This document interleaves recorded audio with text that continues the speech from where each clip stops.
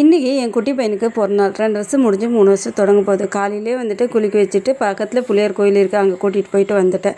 கொஞ்சம் கேசரி செஞ்சு கொடுத்தேன், அவ்வளோதான். கேக்கெல்லாம் வெட்டவே இல்லை. அது இல்லாமல் அவங்க அப்பா 5 மணிக்கெல்லாம் வேலைக்கு போயிட்டாரு. நைட்டு வீட்டுக்கு வர மாட்டேன், அங்கேயே தங்கிடுறேன் அப்படின்னு சொன்னாங்களா. சரி, அவங்க அப்பாவே இல்லைன்னா கேக் வெட்டுறதுன்னு சொல்லிட்டு விட்டாச்சு.